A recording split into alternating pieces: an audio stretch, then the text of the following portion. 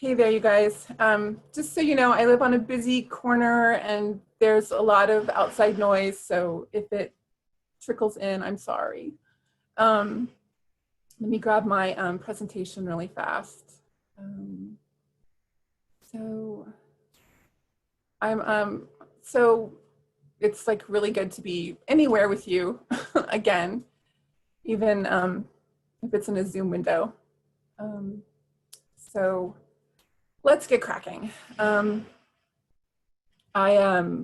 wanted to start with Ali Brosh, and I know that you have the book on your shelves now and you're selling it, but I just want to implore you, to watch your stock and to remind you just, what a genuinely singular and beloved talent she is. I think she's sort of the oracle, for the message that it's okay not to be okay. And I just can't think of anything more timely. So the next title I'm going to move to is the Jerry Seinfeld, Is This Anything? As you can see on the slide, this is his first book in 25 years. He's collected all of his best material from like a 45-year career and organized it by decade, and then revisited himself through the material. So it's effectively an autobiography of jokes written by, a guy who's a scientist of jokes. So I just think, we shouldn't underestimate the customer's need for a familiar face and kind of like smart comic relief right now. Oh yeah, and publicity. He'll be on 60 Minutes the Sunday before publication. And then like during the week of publication, we've got Good Morning America and The Late Show with Stephen Colbert. And then interviews with Entertainment Weekly, Newsday, the New York Times book review. And then he's gonna be doing the virtual New Yorker Festival in conversation with Steve Martin, which should be pretty cool. So one to watch. The next title is on my list is Group, How One Therapist and a Circle of Strangers Saved My Life.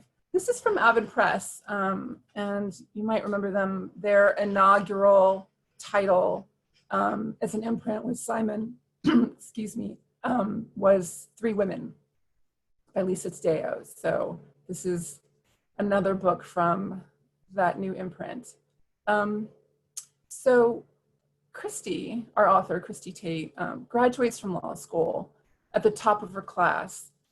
She's bulimic, profoundly alienated and lonely, and increasingly suicidal.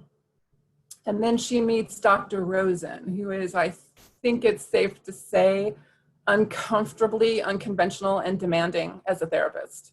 And thus begins her long, winding, painfully vulnerable journey with six strangers in group therapy. The book Sorry, is... Emma, do you want me to pull it up for you? Pull up the PowerPoint. Yes, I got it. It's working. Do you want me to wait? I got it. Don't Got it. worry. Okay.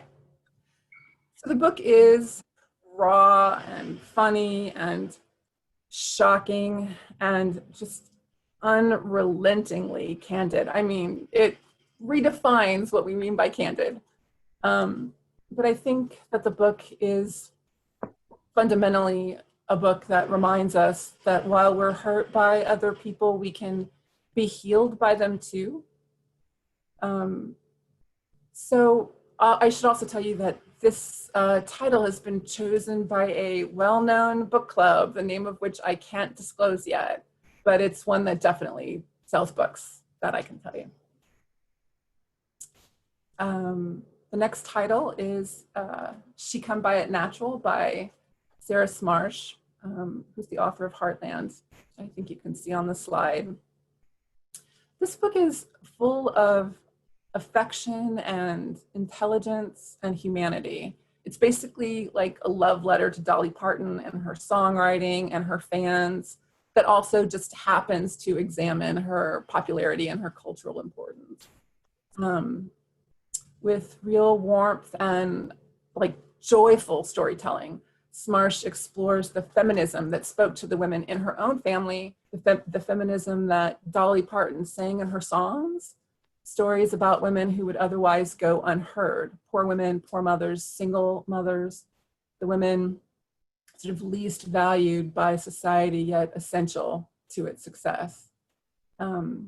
Dolly's having another cultural moment right now, as you know, and I don't think it would be wise to underestimate how this book will move. More really great women. Oh no, my you guys, my timer isn't working. So this is, I'm going to read a quote from Walter Isaacson actually to start off this the sort of frame for the biography. He says, "This is the perfect biography for our times.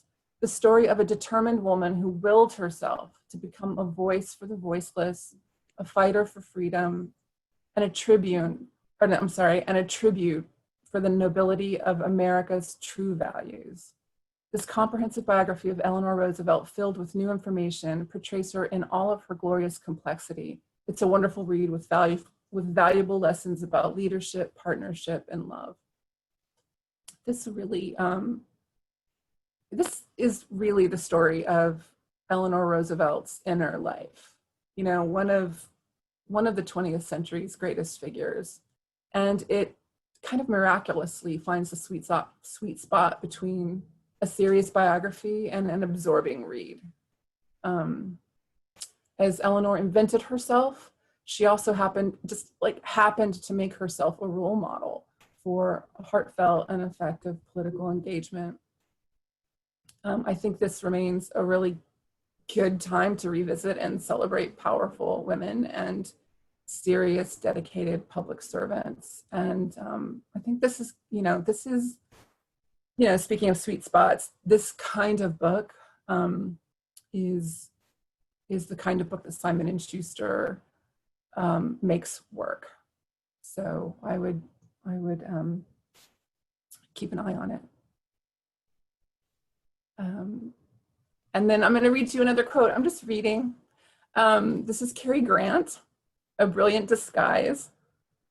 I thought this was a great quote. "Was there ever a more fabulously charming, witty, stylish, and seductive movie star than Cary Grant? Scott Eyman's biography peers under the hood of Hollywood's most self-invented persona to explore the anxious, self-pitying, needy, and depressed narcissist lurking within.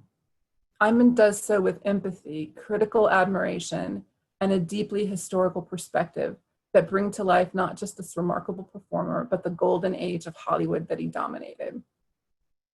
So I think this is really going to be considered and reviewed as the definitive Cary Grant biography. Eyman uncovered new information about Grant's childhood, his vaudeville days in both England and in America, and his sexuality. It's filled with really scrupulous research and interviews with family and friends and lots of juicy behind the scenes stories. And, because he acted opposite some of the best and most famous actresses, Mae West, Katharine Hepburn, Sophia Loren, Audrey Hepburn, Marilyn Monroe, the whole thing, it means we end up spending a lot of time with them in this biography too, which is like a nice perk.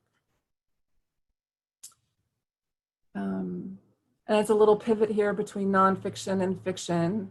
I just want to tell you that Homebody is the next collection of poetry from Rupi Kaur. Another, please don't underestimate this one. I think some of us weren't expecting her readers to maybe show up for Sun and Flowers the way that they did her second collection. But if you look at the backlist sales even for Milk and Honey, I think it's wise to assume that she's been, generating new fans on the regular since both of those books published. So just, be ready, fasten your seatbelts. Anxious People, you're selling it, you love it, it's #1 on the New York Times fiction bestseller list. Just it's going to have legs all through the fall. It's the perfect book for right now. The Silence, this was an add-on title, which is a small, slight novella, really tense, really haunting. Keep an eye on that. White Ivy, I want you to know, it's also been chosen for a big, popular book club, National Book Club. I can't disclose the name of it yet, but you guys should watch this book very closely and check it out if you haven't. It's so dark and so sophisticated. It's like Celeste Ng meets Donna Tartt. Cuyahoga, it's amazing. Please read it. Honestly, it's gleeful, brilliant fun. The Decameron Project, you can like read the slide really fast. You'll have snapshot. And Black Sun, you guys, this is going to be a blockbuster. Seriously, it's on every, most anticipated list of the fall. The page just turned themselves. People are, like comparing it to Song of Ice and Fire, and that's not even like hyperbolic. So, yeah, be ready.